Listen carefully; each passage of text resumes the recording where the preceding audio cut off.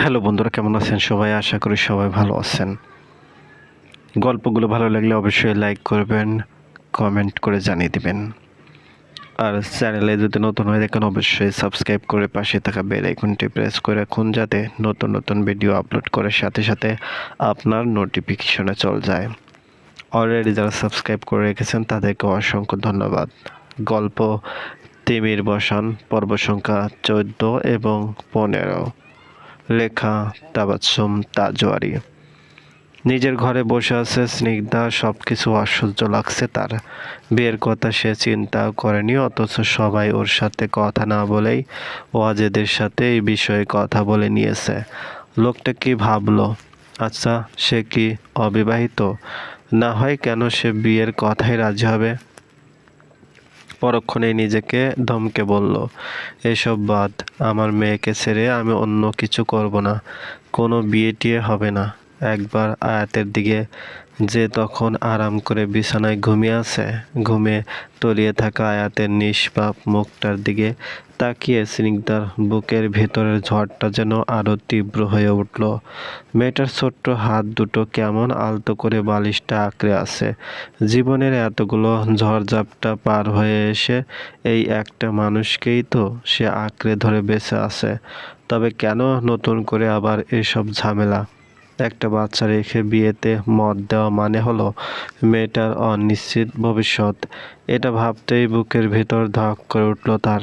পরক্ষণে মনটা রাগে, ক্ষোভে আর এক অদ্ভুত অস্থিরতায় বিষে উঠল তার। ভাইদের উপর অভিমান হলো খুব। তারা কিভাবে স্নিগ্ধাকে না জানিয়ে, ওর মতামত না নিয়ে সরাসরি ওয়াজেদ স্যারের মতো একজন মানুষের সাথে এই প্রসঙ্গের অবতারণা করতে পারল। ওয়াজেদ স্যারই বা এখন ওর সম্পর্কে কি ভাবছেন? ভাবছেন না তো যে পরিবারের বোঝা হালকা করার জন্য স্নিগ্ধার পরিবার একজন প্রতিষ্ঠিত একটা ছেলে খুঁজছে? ভাবতেই স্নিগ্ধার নিজের আত্মসম্মানে প্রচণ্ড চোট লাগলো। নিজের অজান্তেই দাঁত দিয়ে নিচের ঠোঁট কামড়ে ধরল সে। বিড়বিড় করে আওড়ালো, আমি আজই স্যারকে মানা করে দেব। আমি চাকরি করি, নিজের আর মেয়ের খরচ চালাই। কাউকে দয়া দেখিয়ে আমাকে বা আমার মেয়েকে আপন করতে হবে না। আমাকে এত অবলা ভাবার কোনো কারণ নেই। বিকেলে আয়াতকে মায়ের কাছে রেখে বের হলো সে। প্রথমে ভেবেছিল কলে মানা করে দিবে, কিন্তু মায়ের জোরাজুরি সহ্য করা যাচ্ছিল না। আর শেষমেশ ওয়াজেদের একটা মেসেজ এলো। একটা লোকেশন পাঠিয়ে বিকেলে সেখানে আসার কথা লেখা ছিল। স্নিগ্ধা সিন করেছে ঠিকই, কিন্তু হ্যাঁ বা না কোনো উত্তর দেয়নি। ওই লোকেশনে গিয়ে ও আশপাশ তাকালো। এখানে অনেক রেস্তোরাঁ আছে, আবার পার্কও আছে। তাহলে কোথায় যাবে সে? এসব ভাবতে ভাবতে ওর ফোনে মেসেজ আসলো। স্নিগ্ধা ফোনটা হাতে নিয়ে দেখলো ওয়াজেদের আরেকটা মেসেজ। বামে যে ছোট ওপেন এয়ার ক্যাবটা আছে সেটায় চলে আসুন।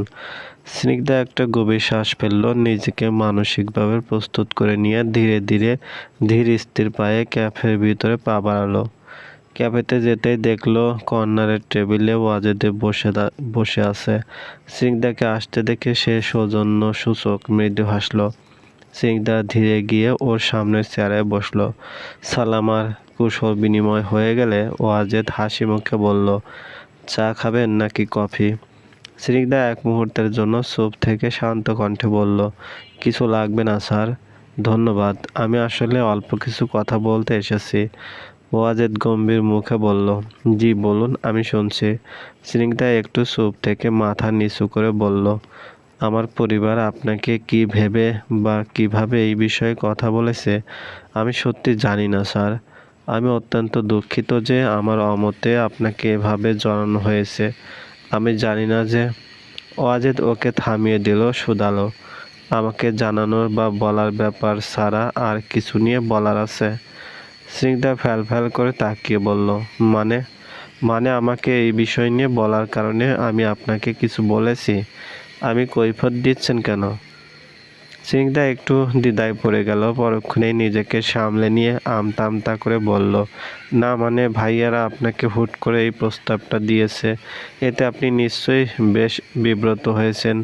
আর তাছাড়া আপনি যে এতে সম্মতি দিয়েছেন এটাই আমার মাথায় ঢুকছে না। আমার অমতে বা আমার বর্তমান অবস্থা সম্পর্কে সব জেনেও আপনি কী ভেবে এই বিয়ের কথায় রাজি হলেন? নিশ্চয়ই আপনি সবাইকে না করতে পারেননি, কিংবা আমাকে বা আমার পরিবারকে করুণা করে। স্নিগ্ধা, আপনি কি সত্যি মনে করেন আমাকে কেউ জোর করে কোনো সিদ্ধান্তে রাজি করাতে পারে, কিংবা আমি আপনাকে দয়া করছি? ওয়াজেদের এই সোজা প্রশ্নে স্নিগ্ধার কথা আটকে গেল। ওয়াজেদ আয়েশ করে বসে বলল, দেখুন, আপনার পরিবার আমাকে প্রস্তাব দেয়নি, আর না আমি দিয়েছি। তাহলে কথা এতদূর এগোলো কিভাবে? সিফাতের সাথে আমার কথায় কথায় এই বিষয়টা এসে গিয়েছে। সিফাত নিজেও সংকোচ বোধ করেছিল। আমি নিজের ইচ্ছেতেই মত দিয়েছি, কোনো চাপ বা দয়ার বশবর্তী হয়ে নয়। আমি নিজে ভেবেচিন্তেই রাজি হয়েছি। স্নিগ্ধা তাজ্জব হয়ে তাকিয়ে রইল, মুখ দিয়ে কোনো কথা এলো না তার। খানিক বাদে ও বলল, কিন্তু স্যার, আপনি কেন রাজি হবেন? আমার অতীত, আমার বর্তমান জীবনের জটিলতা সব তো আপনার জানা। আপনি তো অবিবাহিত, চাইলে একটা নতুন সুন্দর সূচনা করতে পারেন। সেখানে আমার মতো একজন মানুষের সাথে জীবন বাঁধার সিদ্ধান্ত কেন নিচ্ছেন? ওয়াজেদ খুব স্বাভাবিক ভঙ্গিতেই বলল, কারণ আপনার অতীত বা বর্তমান নিয়ে আমার কোনো আপত্তি নেই স্নিগ্ধা। জীবনে আঘাত সবাই পায়, তবে সেই আঘাত সামলে আপনি যেভাবে আয়াতকে আগলে মাথা উঁচু করে বাঁচছেন তা সম্মানের। আর বিবাহিত বা অবিবাহিত হওয়াটা কোনো যোগ্যতার মাপকাঠি হতে পারে না। আমি একজন পরিণত মানুষ হিসেবে আপনাকে আর আপনার আত্মসম্মানকে বুঝি, তাই সিদ্ধান্তে আমার কোনো দ্বিধা নেই। স্নিগ্ধা এবার একদম চুপ হয়ে গেল। ওয়াজেদের সোজা স্বীকারোক্তি ওকে সন্তুষ্ট করলেও মনের ভিতর চেপে রাখা ভয়কে উপেক্ষা করতে পারল না। সে নিচু স্বরে বলল, আপনার সিদ্ধান্তের কথা বুঝলাম, কিন্তু আমি দ্বিতীয় কোনো বিয়ের কথা চিন্তাও করছি না। আমি পরিষ্কার করে বলতে চাই, আমার সম্পূর্ণ জীবন এখন শুধুই আমার মেয়ে আয়াতকে ঘিরে। মেয়েকে রেখে অন্য কোনো পুরুষের উপর নির্ভর করে বা নিজের একটা সংসার হবে এই লোভে আমি নতুন কোনো বাঁধনে জড়াতে চাই না।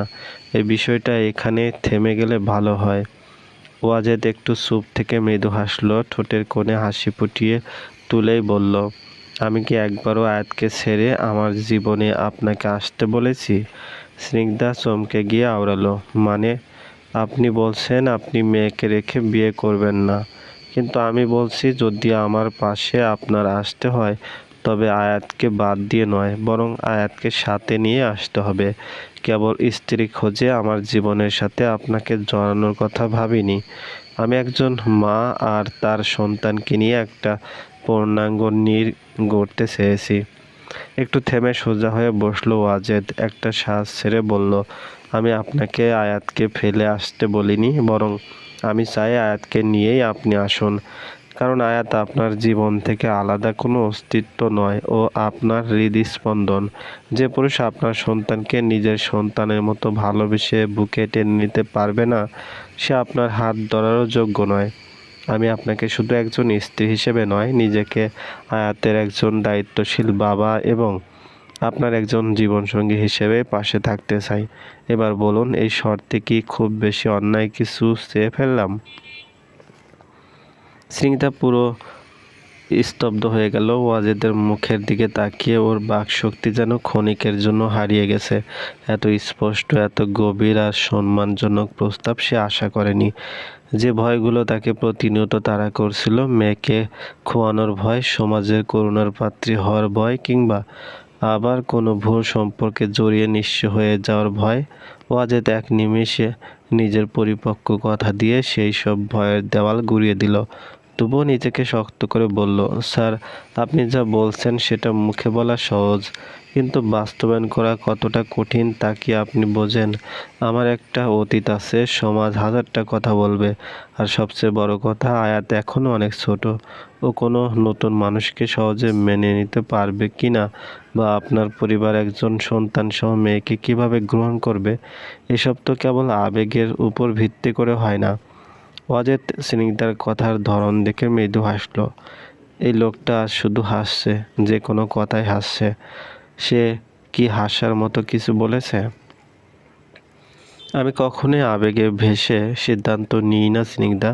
সেটা আমার সাথে কাজ করে এতদিনে আপনার জেনে নেওয়ার কথা। তাছাড়া আমার সিদ্ধান্তকে সম্মান করার মতো মানসিকতা আমার পরিবারের আছে। আর সমাজের কথা, সমাজ আপনার যন্ত্রণার দিনে পাশে এসে দাঁড়ায়নি। তাই আপনার ভালো দিনে সমাজ কি ভাবলো তা নিয়ে আমার বিন্দুমাত্র মাথা ব্যথা নেই। রইল বাকি আয়াত। শিশুরা মুখ দেখে ভালোবাসে না, ভালোবাসা চেনে নিঃস্বার্থ স্পর্শ আর যত্ন থেকে। তাকে সময় দেওয়া, তার ভালোবাসার যোগ্য হয়ে ওঠা, সেই দায়িত্বটা না হয় আমার উপরেই ছেড়ে দিন। স্নিগ্ধা উত্তর দিতে পারল না। কেউ একজন তাকে কিংবা তার মেয়েকে কোনো বোঝা বা দয়ার পাত্রী হিসেবে দেখছে না, বরং পূর্ণ সম্মান আর ভালোবাসায় নিজের জীবনে জায়গা দিতে চাইছে। এই অনুভূতিটা ওর বুকের ভিতরে এক অদ্ভুত আলোড়ন সৃষ্টি করছে, তবে ভয় পুরোপুরি কাটছে না। ওয়াজেদ ঘড়ির দিকে তাকিয়ে স্বাভাবিক গলায় বলল, আমি আপনাকে এখনই কোনো সিদ্ধান্ত দিতে বলছি না স্নিগ্ধা। সিদ্ধান্তটা সম্পূর্ণ আপনার, কোনো তাড়াহুড়ো নেই। পরিবারের চাপেও কিছু করবেন না। নিজের মনকে সময় দিন, ভাবুন। যদি মনে হয় আমি আপনার আর আয়াতের জন্য একটা নিরাপদ আশ্রয় হতে পারবো, তবেই এগোবেন। আমার পক্ষ থেকে কোনো জোর জবরদস্তি নেই। স্নিগ্ধাকে চুপ থাকতে দেখে ওয়াজেদ উঠে দাঁড়ালো। ওর দিকে তাকিয়ে বলল, চলুন আপনাকে বাসায় ড্রপ করে দিই। সন্ধ্যা হয়ে আসছে। লিটল লেডি নিশ্চয়ই তার মায়ের জন্য অপেক্ষা করছে। স্নিগ্ধা আর না করলো না, চুপচাপ ওর পিছন পিছন গেল। গাড়িতে উঠে বসতেই স্নিগ্ধা পিছনে যেতে নিলে ওয়াজেদ বলল, ম্যাডাম, আমি আপনার ড্রাইভার নই, সামনে এসে বসুন। স্নিগ্ধা নিজের ভুল বুঝতে পেরে মনে মনে ভীষণ লজ্জিত হলো। নিঃশব্দে দাঁত দিয়ে জিভ কেটে সামনে এসে বসতেই ওয়াজেদ গাড়ি স্টার্ট দিতে দিতে সামনে তাকিয়ে বলল, আমি এখনও আপনার ড্রাইভারের চাকরিটা নিইনি ঠিকই, তবে হতেও আমার কোনো আপত্তি নেই। আর সেই অপশনও আছে আপনার কাছে। যদি আপনি দায়িত্বটা আমাকে দেন, তবে খুব আনন্দ নিয়েই সেই দায়িত্বটা পার করে দেব। এখন নির্ভর করছে ড্রাইভারটাকে আপনি নিজের পাশে বসাবেন নাকি কেবল জীবনযাত্রার চালক হিসেবে রাখবেন। স্নিগ্ধা তড়িৎ তাকালো ওয়াজেদের পানে। ওয়াজেদ মন দিল গাড়ি চালানোতে, যেন সব স্বাভাবিক। স্নিগ্ধা চোখ সরিয়ে বাইরের দিকে তাকালো। গোধূলির আলো আধারিতে কাছের ভেসে ওঠা নিজের প্রতিবিম্বের দিকে তাকিয়ে ভাবলো, ওয়াজেদের বলা কথাগুলো ওর মনের বরফগুলো ধীরে ধীরে গলিয়ে দিতে শুরু করেছে। স্নিগ্ধা এসেছে বেশ কিছুক্ষণ হয়েছে। আয়াতকে এসে যে নিয়েছে, আয়াত আর নড়ছে না তার কোল থেকে। আয়াতের সিল্কের মতো খোঁচা খোঁচা নরম তুলতুলে চুল। মুখ গুজে এক দীর্ঘশ্বাস ফেলল স্নিগ্ধা। পরম মমতায় মেয়েটার নরম কপালে আর ছোট্ট দুটি গালে একের পর এক চুমু এঁকে দিতে লাগলো। আমার সোনা পাখিটা, আম্মুকে মিস করছিলে? একদম কান্না করনি তো? ভালো মেয়ে আমার। আয়াত মায়ের মুখের দিকে তাকিয়ে বড় বড় ডাগর চোখে ফ্যাল ফ্যাল করে চেয়ে রইল। তারপর আবার খিলখিল করে হেসে উঠে নিজের ছোট ছোট হাত দুটো দিয়ে মুঠো করে ধরার চেষ্টা করলো। মুখে সেই দাঁতহীন মিষ্টি হাসি। স্নিগ্ধা আয়াতকে কোলে নিয়ে সোজা নিজের ঘরে চলে এলো।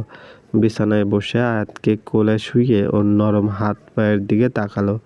আয়াতের ছোট আঙ্গুলগুলো স্নিগ্ধার একটা আঙ্গুল শক্ত করে পেঁচিয়ে ধরে রাখলো, যেন কোনোভাবেই ছাড়বে না। স্নিগ্ধা অপলক দৃষ্টিতে তাকিয়ে রইল নিজের এই ছোট্ট পৃথিবীটার দিকে। ক্যাফেতে বসে ওয়াজেদের বলা প্রতিটা কথা যেন আবার ওর কানে বাজতে শুরু করলো।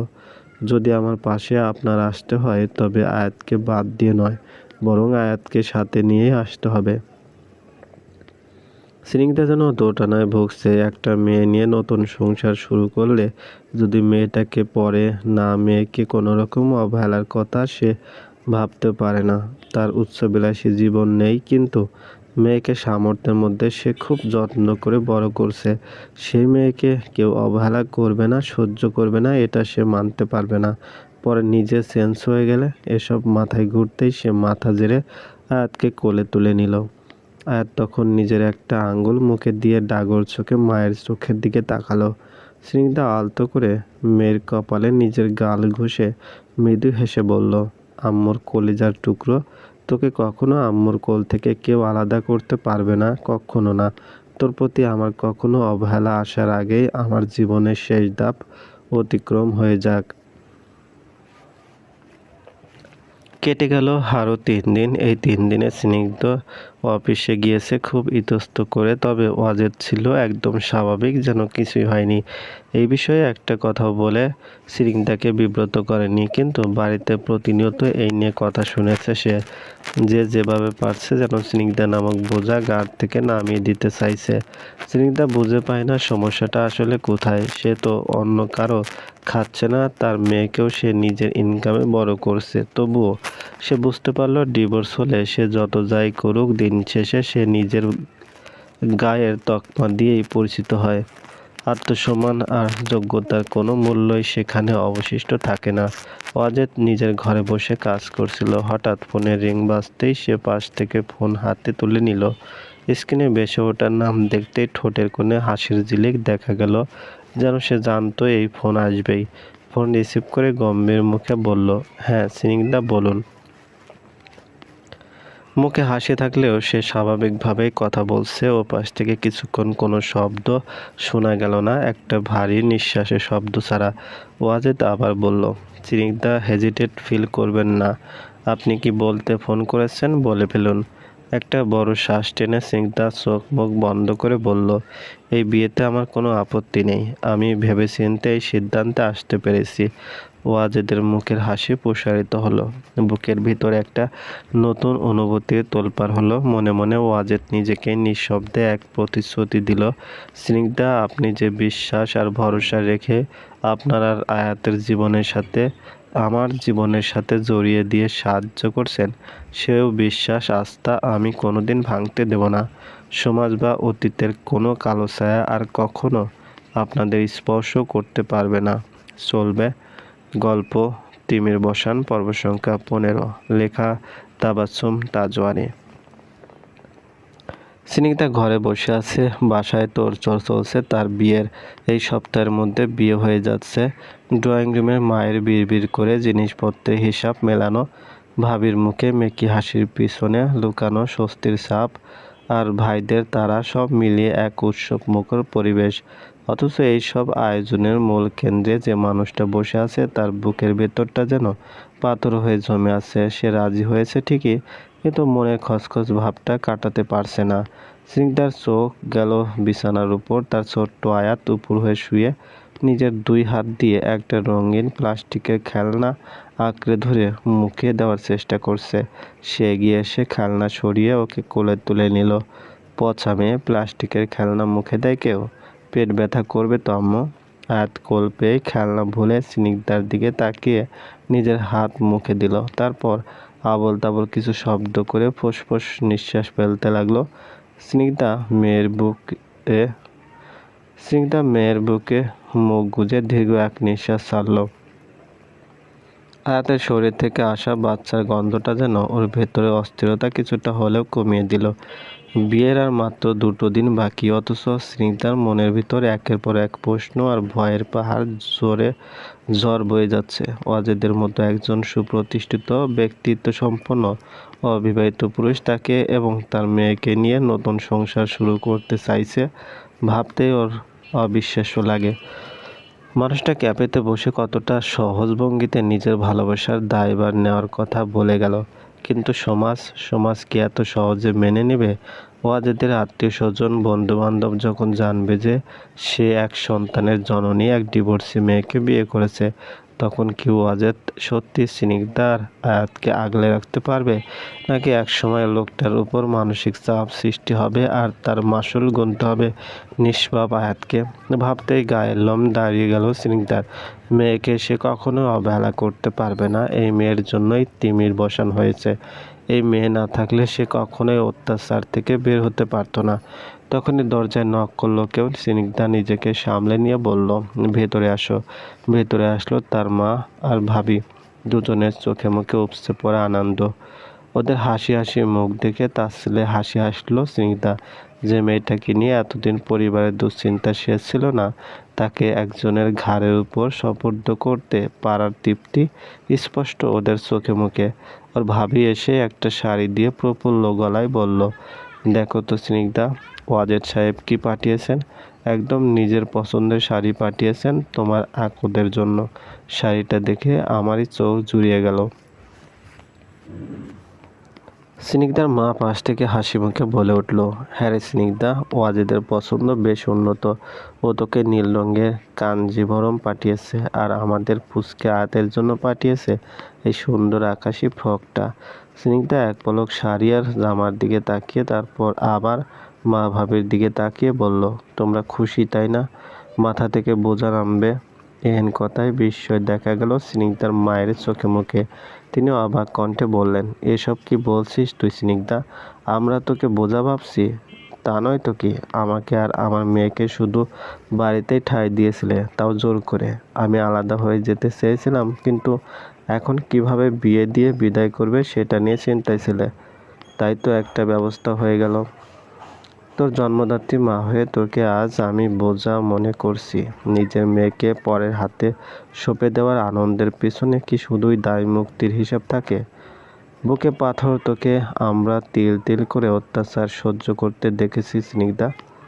তোকে ওয়াজেদের কাছে ভালো আছিস দেখলে আমি শান্তি পাবো। স্নিগ্ধা কিছুই বলল না। সে তার মাকে কষ্ট দিতে চায়নি, তবে তার কথা যে ভুল সেটাও তো নয়। এর মধ্যে ওর রুমে আসলো ওর বড় ভাই রিফাত। স্নিগ্ধার মা আর ভাবি বেরিয়ে যেতেই ও আয়াতের দিকে তাকিয়ে বলল, কি করছে রে আমার বুড়িটা? মামার কাছে আসবে? আয়াত মামাকে দেখে হাত বাড়িয়ে দিল। সিফাত ওকে কোলে তুলে নিতে নিতে স্নিগ্ধার বিষণ্ণ চেহারার দিকে তাকালো। স্নিগ্ধা, তুই কি এখনো পুরো মন থেকে রাজি হতে পারিসনি রে? আমাদের উপর কি তোর খুব রাগ হচ্ছে? স্নিগ্ধা একটু চুপ থেকে হাসার চেষ্টা করে বলল, রাগ করার অধিকার কি আমার আছে ভাইয়া? তোমরা তো আমার ভালোর জন্যই ভাবছো। রিফাত আক্ষেপের সুরে বলল, আমরা যা করছি তা তোর ভাই হিসেবেই করছি, কিন্তু বিশ্বাস কর, ওয়াজেদের সাথে কথা বলে আমার মনে হয়েছে এই লোকটা তোর অতীতের কোনো আঘাতকে তোর গায়ে আঁচ লাগতে দেবে না। ওয়াজেদ অত্যন্ত পরিপক্ক আর স্পষ্টভাষী মানুষ। ও নিজে থেকে তোর দায়িত্ব নিতে চেয়েছে স্নিগ্ধা, কোনো বাধ্যবাধকতা থেকে নয়। আরও বেশ কিছু টুকটাক কথা বলে বেরিয়ে গেল রিফাত। স্নিগ্ধার শাড়ি আর মেয়ের ফ্রকের ভাঁজ খুলে দেখলো একটা চিরকুট, হাতে লেখা, সুবিন্যস্ত স্পষ্ট অক্ষরে লেখা, ছোট্ট রাজকন্যা আর তার মায়ের জন্য এই পোশাকগুলো। আকতের দিন মা আর মেয়েকে একই সাথে এই রঙের কম্বিনেশনে দেখতে বেশ লাগবে আশা করছি। কোনো দ্বিধা না রেখে খুশি মনে গ্রহণ করলে ভালো হয়। স্নিগ্ধা চিরকুটটার উপরে আলতো করে আঙ্গুল বোলালো। প্রতিটা সুবিন্যস্ত অক্ষরে খাঁজে খাঁজে যেন ছড়িয়ে আছে প্রগাঢ় গাম্ভীর্য আর নিঃশব্দ এক প্রশ্রয়। না কোনো বাড়তি আবেগের বাহুল্য, না কোনো আধিপত্য জাহিরের চেষ্টা। মৃদু হাসলো স্নিগ্ধা, তারপর শাড়ি আর জামা দেখে আয়াতকে দেখালো, দেখি তো আমার বুড়ির জন্য কি এসেছে এটা। স্নিগ্ধা আকাশি রঙের ফ্রকটা আয়াতের গায়ে ধরে দেখতে আয়াত খিলখিল করে হেসে উঠল। ছোট ছোট হাত দুটি ছুঁড়ে যেন আনন্দ প্রকাশ করলো সে।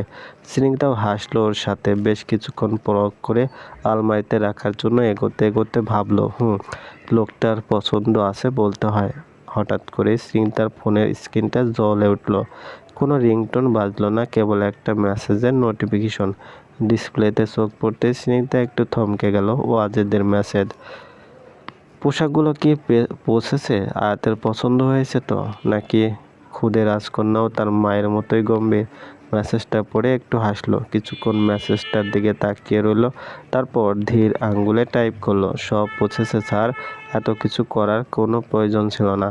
কয়েক সেকেন্ডের মধ্যেই জবাব এলো। প্রয়োজন শব্দটা বেশ আপেক্ষিক স্নিগ্ধা, আর তাছাড়া স্যার ডাক্তার মেয়াদ কিন্তু আকদের দিন পর্যন্ত মনে থাকে যেন। মেসেজের উত্তরটা পড়ে স্নিগ্ধার গালে অচেনা এক লাল আভা ছড়িয়ে পড়ল। কেমন কেঁপে উঠলো। একটা অন্যরকম অনুভূতি হলো, যেটা স্নিগ্ধার আগে কখনোই হয়নি। ফাহাদের ক্ষেত্রেও নয়। স্নিগ্ধা উত্তর দিতে গিয়েও আবার আঙ্গুল থমকে গেল। কি লেখা যায়? জি মনে থাকবে নাকি আচ্ছা ধুর। কোনো উত্তর না দিয়ে ফোনটা আবার বিছানার উপর উপুর করে রেখে দিল সে। মুখে মুচকি হাসি তার। না চাইতেও হাসি হাসি হয়ে গেল তার বদনখানি। আর তখন বিছানায় চিত হয়ে শুয়ে দুই পা শূন্যে ছুটছিল। স্নিগ্ধা ধীর পায়ে এগিয়ে এসে মেয়ের পাশে শুয়ে পড়ল। হাত বাড়িয়ে আয়াতকে জড়িয়ে ধরে ওর বুকের উপর মুখ রাখলো। বিড়বিড় করে বলল, তোর কি ওনাকে পছন্দ হচ্ছে আয়াত? নাকি উনি যে হুট করে আমাদের জীবনে চলে এলেন তাতে তোর অপছন্দ হচ্ছে? আয়াত অমনি খিলখিল করে হেসে উঠল, যেন মায়ের কথা বুঝতে পেরে নিজের জবাব দিল। স্নিগ্ধা ওর দিকে তাকিয়ে মুচকি হেসে ওর চোখে মুখে চুমু খেলো।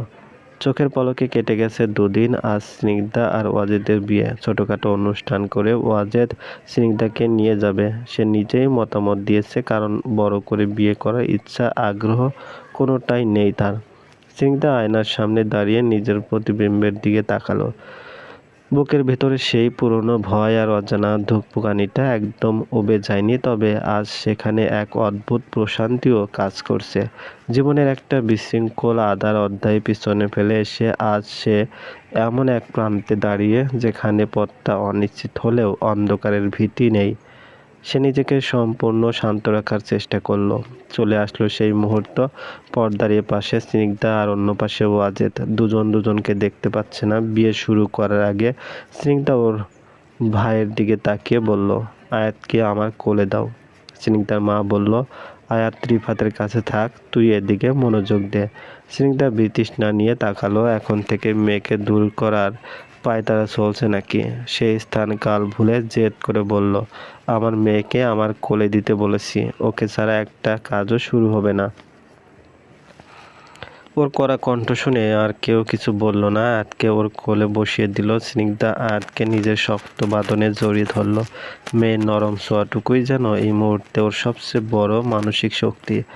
আয়াত মায়ের উষ্ণতা পেয়ে স্নিগ্ধার শাড়ি আঁচলটা ছোট ছোট আঙ্গুলে আঁকড়ে ধরে অলস ভঙ্গিতে বসে রইল।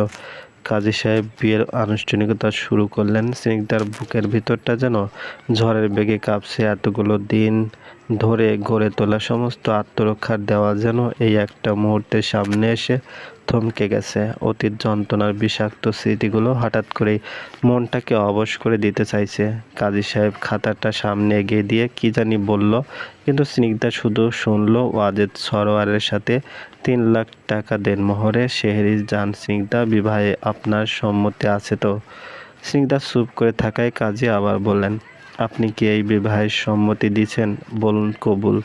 স্নিগ্ধার যেন কথা আটকে এসেছে। সে মাথা নিচু করে আয়াতের দিকে তাকিয়ে আছে। এদিকে কাজী বারবার তাড়া দিচ্ছে দেখে ওয়াজেদ বলল, কাজী সাহেব, ওনাকে তাড়াহুড়ো করাবেন না, ওনাকে একটু সময় দিন, আমাদের তো তাড়াহুড়ো নেই।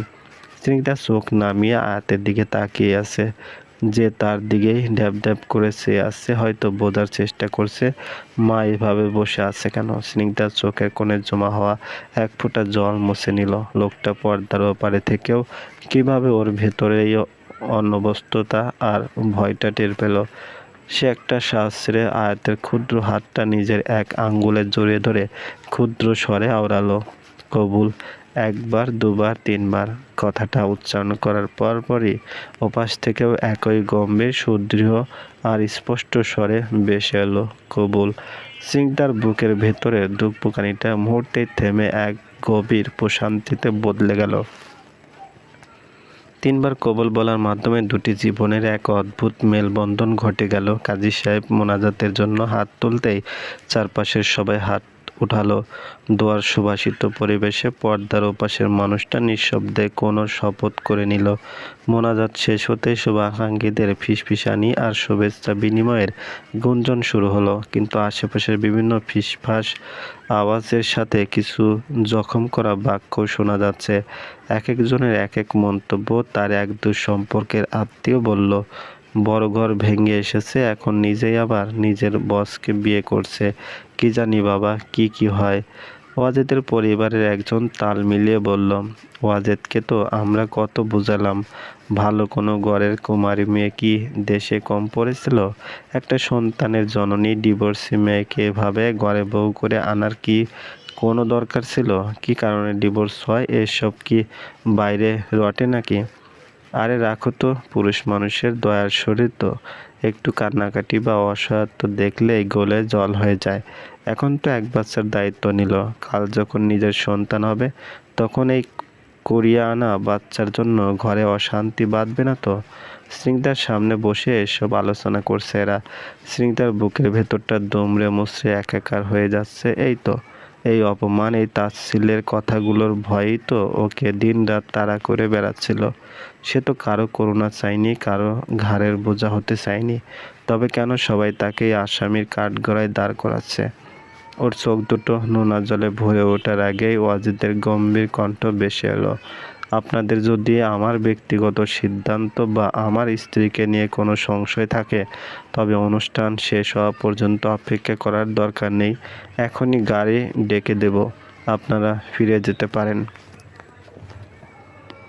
মুহূর্তেই পরিবেশ থমথমে হয়ে গেল। যারা এতক্ষণ বিষাক্ত কথার ভান ছুড়ছিল তাদের মুখের হাসি আর তাচ্ছিল্যের ভাব এক নিমিষে উধাও হয়ে গেল। ওয়াজেদ আবার বলল, স্নিগ্ধা আমার কাছে দয়ার পাত্রী নয়, ও আমার সম্মানের জায়গা নিয়ে আমার জীবনে এসেছে। আর আয়াত আমার প্রথম সন্তান, এই পরিবারের বড় রাজকন্যা। আজ থেকে শুরু করে ভবিষ্যতে ওর আত্মসম্মানে বা পরিচয়ে যদি কেউ আঁচ দেওয়ার চেষ্টা করে, সে আত্মীয় হোক বা বাইরের লোক, তার সাথে আমার সম্পর্ক সেদিনই শেষ হবে। আশা করি কথাটা সবার খুব পরিষ্কারভাবে মনে থাকবে। স্নিগ্ধা বেশ অবাক হলো, লোকটা এত সহজে সবার সামনে এত বড় একটা অবস্থান নিয়ে নিল। ওদের দেশে স্নিগ্ধার সামনে দাঁড়ালো, কিছু না বলে হুট করে হাঁটু গেড়ে বসে পড়ল। স্নিগ্ধার সামনে ওয়াজেদকে এভাবে হাঁটু গেড়ে বসে দেখে উপস্থিত অনেকেই চমকে উঠলেও ওয়াজেদের সেদিকে কোনো খেয়াল নেই। সে হাত বাড়িয়ে আয়াতের ছোট্ট গাল আর মাথায় হাত রাখলো। আয়াতর গোল গোল ডাগর চোখে ওয়াজেদের দিকে তাকিয়ে রইল। ওয়াজেদ হেসে বলল, হে লিটল লেডি, তোমাকে কিন্তু সবচেয়ে সুন্দর লাগছে। আয়াত হেসে উঠল ওর কথা শুনে। ওয়াজেদ ওকে নিয়ে কোলে নিয়ে বলল, তোমার মায়ের কোলটা তো শুধুই তোমার রাজকন্যা, তবে আমাকে কি একটু তোমাদের জীবনে জায়গা দেওয়া যায় না? খুব বেশি ক্ষতি হবে না বলো? আয়াত ওয়াজেদের কোলেই ডানা ঝাপটানোর মতো করে দুই হাত ছুঁড়ে খিলখিল করে হেসে উঠল। তারপর ব্যস্ত হলো ওয়াজেদের শেরওয়ানির চকচক করা বোতাম নিয়ে খেলতে। ওয়াজেদ হেসে ওর গালে ঠোঁট দাবালো। এত আদুরে মেয়েটা এখন থেকে ওর কাছে, ওর সাথে থাকবে ভাবতেই ওয়াজেদের খুশি লাগছে। স্নিগ্ধা এতক্ষণ ওদের দিকেই চেয়েছিল। ওয়াজেদ আয়াতের দিকে চোখ সরিয়ে ওর দিকে তাকাতে ও চোখ নামিয়ে নিল। ওয়াজেদ মৃদু হেসে স্নিগ্ধার দিকে হাত বাড়িয়ে দিয়ে নিচু স্বরে বলল, আমায় স্যার বলে ডাকার মেয়াদ কিন্তু আনুষ্ঠানিকভাবে এখানেই শেষ হলো স্নিগ্ধা। স্নিগ্ধা এক পলক তাকিয়ে ওয়াজেদের বাড়িয়ে দেওয়া হাতে হাত রেখে আঁকড়ে ধরল। এতদিনের অশান্ত বিপর্যস্ত মনটায় শেষমেশ নেমে এলো এক নাম না জানা নিঃশব্দ প্রশান্তি। আধার কেটে গিয়ে সত্যি আজ তাদের জীবনে এক নতুন প্রভাতের সূচনা হলো। সত্যি বোধহয় ঘটল তিমির বসান। চলবে। গল্পটি ভালো লাগলে অবশ্যই লাইক করবেন, কমেন্ট করে জানিয়ে দেবেন। আর চ্যানেলে যদি নতুন হয়ে থাকেন অবশ্যই সাবস্ক্রাইব করে পাশে থাকা বেল আইকনটি প্রেস করে রাখুন, যাতে নতুন নতুন ভিডিও আপলোড করার সাথে সাথে আপনার নোটিফিকেশনে চলে যায়। অলরেডি যারা সাবস্ক্রাইব করে রেখেছেন তাদেরকে অসংখ্য ধন্যবাদ।